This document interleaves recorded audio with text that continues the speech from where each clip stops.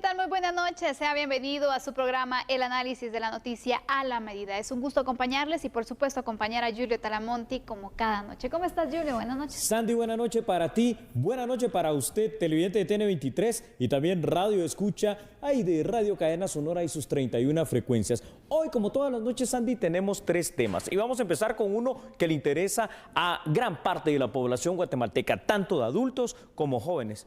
Inicio de clases incierto. Reinicio, no sé cómo llamarle. ¿Qué nos dices tú? Así es, Julio, y es que hoy fue un foro virtual en el cual participó la ministra de Educación, donde se trataron los retos y los desafíos en un panorama inesperado, como el caso del COVID-19. Y en este foro la ministra comentó entonces cómo está la situación de las clases. ¿Será que ya se tendrá una fecha para dar inicio a estas de manera presencial? A continuación ella da detalles al respecto. Gracias, efectivamente, y es que desde casa le dimos seguimiento a la participación de la ministra de Educación, Claudia Ruiz, en el Foro de Ministros de Educación de Iberoamérica, el cual llevó por nombre Desafíos y oportunidades de los sistemas educativos ante el contexto inesperado, esto relacionado a la pandemia por el COVID-19.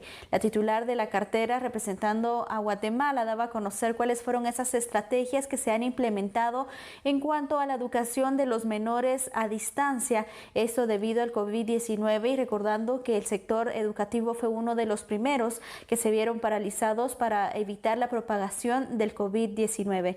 La ministra de Educación, Claudia Ruiz, señalaba que junto con los maestros se han preparado protocolos, esto para poder llevar la educación a los 4.5 millones de estudiantes, estos únicamente del sector primario y preprimario. Asimismo, se hablaba y surge el tema conversación acerca de cuándo será la reactivación de los centros educativos o de las clases, a lo que la ministra de Educación señaló que hasta el momento no se cuenta con una fecha exacta, ya que este sector sería el último en reactivar actividades debido a la vulnerabilidad de los niños y además que el gobierno ha privilegiado la salud de este sector y asimismo la de los maestros. Por lo tanto, hasta el momento este no es un panorama que se tiene claro, no se sabe si el año finalizará por medio de estas plataformas digitales o cómo se ha llevado a cabo la educación de los menores a distancia.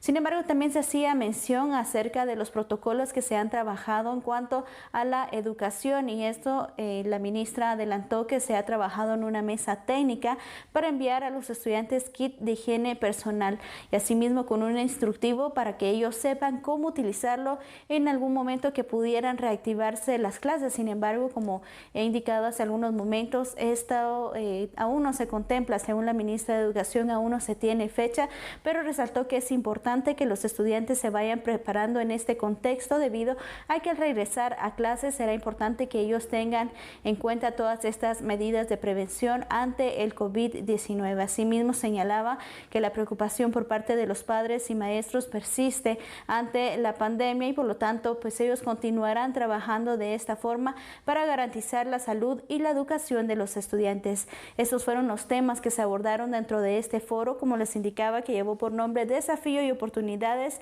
de los sistemas educativos ante un contexto inesperado, un foro de ministros de Educación de Iberoamérica. Con esta información regreso con ustedes. Sin lugar a dudas, creo que el sector educativo ha sido uno de los más afectados ante esta crisis del COVID-19. Y veamos unos datos para que juntos hagamos un análisis, Sandy, de este tema. Las clases fueron de las primeras actividades que de una forma obviamente lógica se suspendieron de manera indefinida hasta la fecha por parte del gobierno de la República, dada la alta posibilidad de contagio. De hecho, se dice que entre un 20 y 60% de contagios pueden darse si las clases se reactivan de manera presencial. En cuanto al incremento, me refiero en porcentaje. Seguramente no ha sido fácil esta suspensión de clases y la forma en que se está llevando ahora, ni para los mismos docentes y mucho menos para los alumnos. En muchos casos el adaptarse a la educación a distancia, ya sea a través de guías de estudio o ya sea a través de plataformas virtuales, es algo a lo cual ninguno estábamos acostumbrados. Digo ninguno porque sabes que son ya 26 años dando clases y estamos inmersos en esta situación. En la estrategia planteada para la vuelta a la normalidad de la población guatemalteca, el retomar las clases presenciales, Sandy, es una de las últimas medidas que se contempla. Definitivamente, Julio, sabemos que las aglomeraciones no están permitidas y que va a ser una de las últimas etapas entonces en las cuales se estará dando a conocer y sobre todo también que va a mantener ciertas medidas, pero en este momento no vemos entonces que próximamente se podría realizar esta situación. Y aquí van los retos también de la educación, te diría. Porque, sí, Sandy.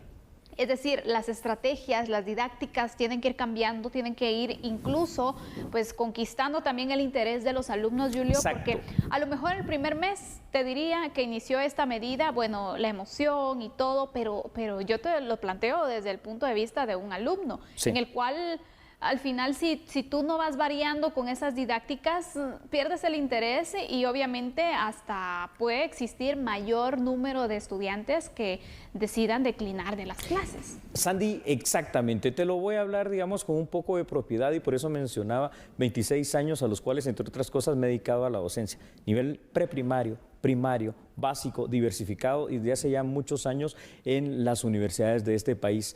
Nunca va a ser lo mismo el sustituir una clase presencial de carácter magistral, con audiovisuales, si tú quieres, con explicación, respondiendo preguntas in situ, donde hay una interacción pues que es bastante activa, a una clase que por muy buena que pueda ser, sea a través de una plataforma virtual o de una guía de estudio que por muy buena, muy completa, muy explicativa pueda ser, pues también esté el hándicap de que quien enseña no está allí presencialmente para podértelo explicar, para poder resolver esas dudas, como tú lo decías. Imagínate, si incluso a nivel presencial es un reto lograr atraer la atención de los estudiantes, porque siempre hay alguien que se pierde, que pierde el interés en la clase. Es correcto. Y todo. Imagínate tú en el tema virtual, donde obviamente no va a estar la presencia del maestro que puede estar llamando la atención, bueno, preste atención, preguntándole también al alumno para verificar si sí le llegó el mensaje, sino que en este punto la educación queda mucho por el autoaprendizaje también, el cual el interés del estudiante y en parte también el acompañamiento de los padres, en el caso de los pequeños, tiene que ser primordial, Julio. Totalmente, Sandy. A ver, Guatemala todavía en este tema de la educación es un país que está en vías de desarrollo, ¿verdad? No es un país que se puede equiparar, por ejemplo, a los europeos, que todo esto de las plataformas virtuales forman parte del día a día, hasta para temas educativos. Ya, de hecho, en países bien desarrollados, Europa, Estados Unidos, algunos países asiáticos, el hecho de las clases online, hasta para las universidades, es algo del día a día. Pero ¿qué pasa en Guatemala? A ver, muchos dicen plataforma virtual versus guías de estudio que sean físicas. Claro, la mayoría se podrá decantar, prefiero lo virtual, más rápido, es mejor.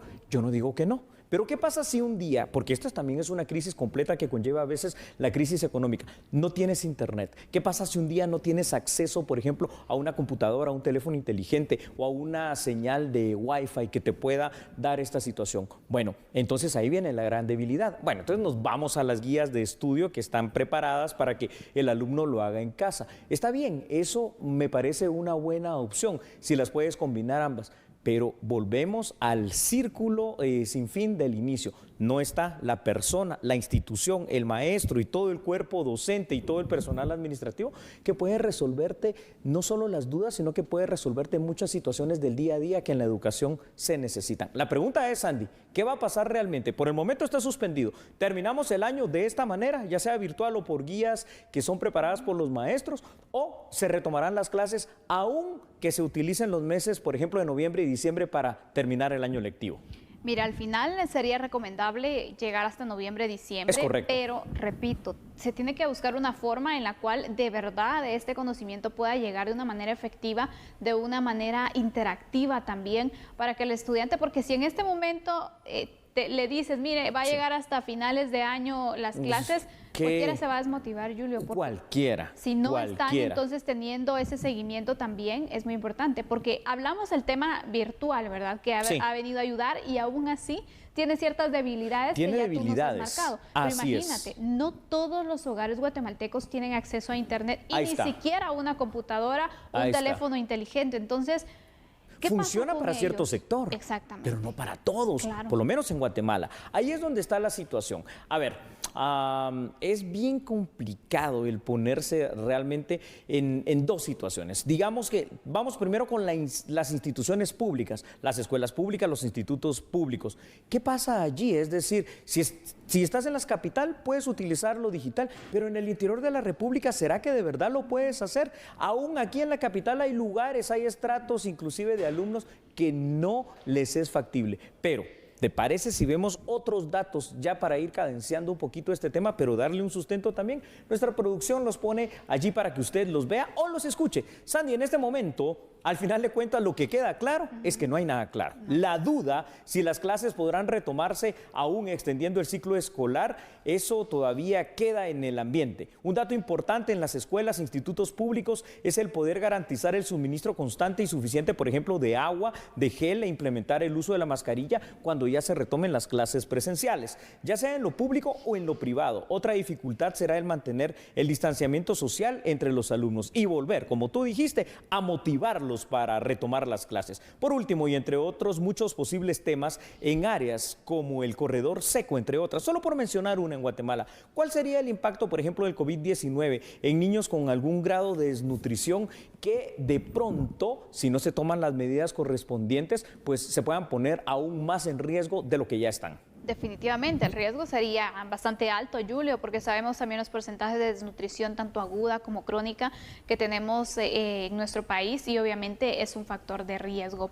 Sin duda, Julio, el papel de los maestros en este momento es muy importante. Es importante. El papel de los padres de familia también, porque obviamente los maestros van desarrollando las guías, van desarrollando entonces cómo se va realizando cada clase y cómo el estudiante debe seguir con su aprendizaje, pero los padres de familia al final son los que le dan ese acompañamiento, ese seguimiento también para que el contenido se pueda desarrollar. Y ojalá que dentro de este contenido también se incluya constantemente estas medidas de prevención para que los niños, pues bueno, ya lo vean como parte. Si estamos hablando de una nueva normalidad, empecemos con los pequeños entonces del lavado de manos, la utilización de una mascarilla, también el tema del distanciamiento social, para que esto entonces ya se vuelva en ellos una práctica, un hábito finalmente, Julio, y que a la larga también den el ejemplo a quienes no lo tienen, como los padres, por ejemplo. Bien dicho, una gran conclusión. Recuérdelo usted, derecho humano número 23, derecho a la educación. En algún momento habrá que retomar la misma, así que, bueno, a esperar cuáles son las directrices y mientras tanto,